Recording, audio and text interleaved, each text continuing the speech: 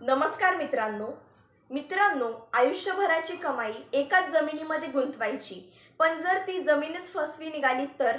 विचार करा, लाखो रुपये भरल्यानंतर अचानक समजलं की त्या जमिनीवर कोर्ट केस सुरू आहे, किंवा ती जमीन विकणाऱ्या व्यक्तीची खऱ्या मालकीची नव्हती, किंवा एकाच जमिनीची विक्री अनेक लोकांना झाली आहे.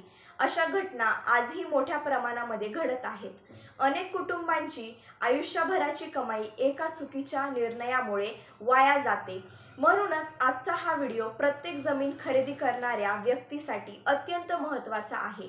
आज आपण जाणून घेणार आहोत जमीन खरेदी करताना फसवणूक टाळण्यासाठी लक्षात ठेवण्यासारख्या अशा 10 गोष्टी. म्हणूनच हा व्हिडिओ शेवटपर्यंत नक्की पहा. चला तर मग जास्त वेळ न घेता या व्हिडिओला सुरुवात करूया. सर्वात पहिली आणि सर्वात महत्त्वाची गोष्ट म्हणजे जमिनीचा खरा मालक कोण आहे हे खात्री करून घ्या. अनेक वेळा दलाल, नातेवाईक किंवा इतर व्यक्ती स्वतःला मालक असल्याचे सांगून जमीन विकण्याचा प्रयत्न करतात. त्यामुळे केवळ बोलण्यावर विश्वास ठेवू नका. विक्रेत्याकडे असलेली कागदपत्रे नीट तपासा.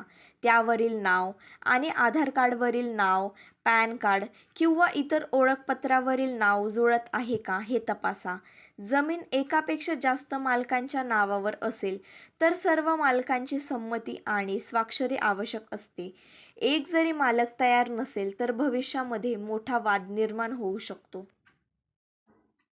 दुसरी महत्त्वाची गोष्ट म्हणजे 7/12 उतारा, 8A उतारा आणि प्रॉपर्टी कार्ड काळजीपूर्वक तपासा. अनेक लोक फक्त 7/12 पाहून व्यवहार करतात, पण ते पुरेसे नसते. 7/12वर मालकाचे नाव, क्षेत्रफळ, पीक, कर्जाची नोंद आणि इतर माहिती असते, पण 8A मधून खातेदाराची माहिती मिळते. तर शहर भागात प्रॉपर्टी कार्ड महत्त्वाचे असते. या सर्व कागदपत्रांमधील माहिती एकमेकांशी जुळते का हे तपासणे खूप आवश्यक आहे. तिसरी गोष्ट म्हणजे जमिनीवर कोणतेही कर्ज, बोजा किंवा बँकेचा ताबा आहे का हे तपासा. काही वेळा जमीन बँकेत गहाण ठेवलेली असते. अशा वेळी व्यवहार केल्यास पुढे मोठ्या अडचणी निर्माण होऊ शकतात. त्यामुळे 7/12वरील इतर हक्क किंवा बोजाची नोंद लिस्ट वाचा. आवश्यक असल्यास संबंधित बँकेत किंवा कार्यालयात तुम्ही चौकशी करू शकता. चौथी महत्त्वाची गोष्ट म्हणजे जमिनीवर कोर्ट केस, वाद किंवा स्थगिती आदेश आहे का हे तपासा. अनेक जमिनी वर्षानुवर्षे न्यायालयामध्ये अडकलेल्या असतात. अशा जमिनी स्वस्त मिळतात म्हणून काही लोक लगेच व्यवहार करतात, पण नंतर अनेक वर्षे त्या जमिनींचा उपयोगही करता येत नाही. त्यामुळे न्यायालयीन वाद नाही का याची खात्री करणे अत्यंत महत्त्वाचे आहे. पाचवी गोष्ट म्हणजे जमिनीची प्रत्यक्षात पाहणी करा. फक्त फोटो, व्हिडिओ किंवा कागदपत्रांवर विश्वास ठेवू नका. स्वतः त्या ठिकाणी जा. क्षेत्रफळ प्रत्यक्षात तेवढेच आहे का? रस्ता आहे का? शेजारी कोण आहे? जमिनीवर अतिक्रमण तर नाही ना? कुपन योग्य आहे का याची खात्री करा. अनेक वेळा कागदावर वेगळी आणि प्रत्यक्षात वेगळीच परिस्थिती असते. सहावी महत्त्वाची गोष्ट म्हणजे जमिनीचा जुना इतिहास तपासा. मागील काही वर्षात जमीन किती वेळा विकली गेली, मालकीमध्ये वारंवार बदल झाले आहेत का, वारसांची नोंद पूर्ण झाली आहे का याची माहिती घ्या. जर इतिहास तुम्हाला संशयास्पद वाटत असेल तर व्यवहार करण्यापूर्वी तज्ज्ञांचा सल्ला घ्या. सातवी गोष्ट म्हणजे जमिनीची मोजमाप करून घ्या. अनेक वेळा कागदावर एक क्षेत्रफळ आणि प्रत्यक्षामध्ये दुसरे क्षेत्रफळ असते. त्यामुळे अधिकृत मोजणी करून घेणे फायद्याचे ठरते.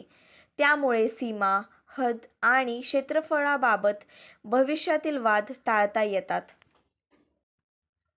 आठवी महत्त्वाची गोष्ट म्हणजे रोख व्यवहार टाळा. शक्यतो सर्व व्यवहार बँकेद्वारे करा किंवा ऑनलाईन ट्रान्स्फर करा. चेक, डिमांड ट्रान्स्फरद्वारे पैसे दिल्यास याचा पुरावा राहतो. रोख व्यवहारात फसवणूक झाल्यास पैसे दिल्याचा पुरावा सिद्ध करणे अनेकदा कठीण जाते. त्यामुळे शक्य तेवढे तुम्ही रोख व्यवहार करा. 9वी गोष्ट म्हणजे नोंदणीकृत खरेदी खत आणि योग्य स्टॅम्प ड्युटी भरल्याशिवाय व्यवहार पूर्ण झाला असं समजू नका. काही लोक फक्त करारपत्र करून लाखो रुपये देतात, पण अंतिम नोंदणीकृत खरेदी खत होईपर्यंत व्यवहार पूर्ण मानला जात नाही. त्यामुळे सर्व कायदेशीर प्रक्रिया पूर्ण करा आणि त्यानंतरच मालकी हक्काबाबत निश्चित व्हा. 10वी आणि सर्वात महत्त्वाची गोष्ट म्हणजे घाईघाईने निर्णय घेऊ नका. आजच व्यवहार करा, नाहीतर दुसऱ्याला विकतो. उद्या भाव वाढणार आहे, आत्ताच ॲडव्हान्स द्या. अशा प्रकारचा दबाव अनेक फसवणूक करणारे लोक टाकतात. पण लक्षात ठेवा, आयुष्यभराची कमाई गुंतवताना घाई करणे म्हणजे स्वतःला धोक्यात घालणे. प्रत्येक कागदपत्र तपासा. गरज पडल्यास अनुभवी वकील, सर्वेयर किंवा तज्ज्ञांचा सल्ला घ्या आणि पूर्ण खात्रीनंतरच व्यवहार करा.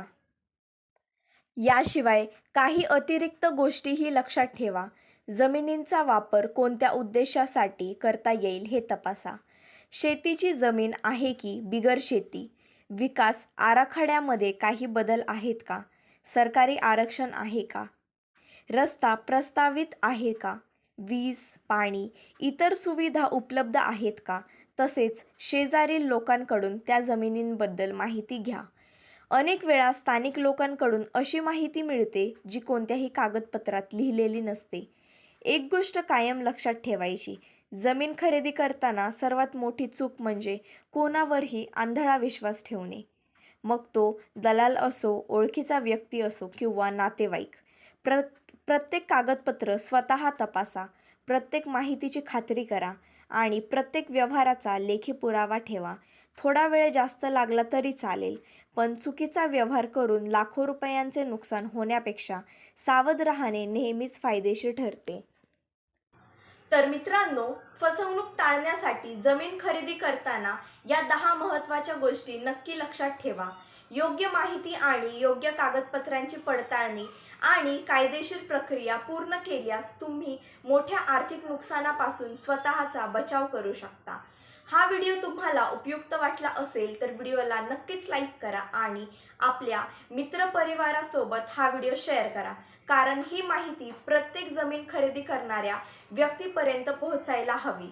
जर तुम्ही या चॅनलवरती नवे असाल तर चॅनलला सबस्क्राईब करा आणि बेल आयकॉन दाबायला विसरू नका. भेटूया अशाच नवनवीन आणि माहितीपूर्ण व्हिडिओसह. जय शिवराय. धन्यवाद.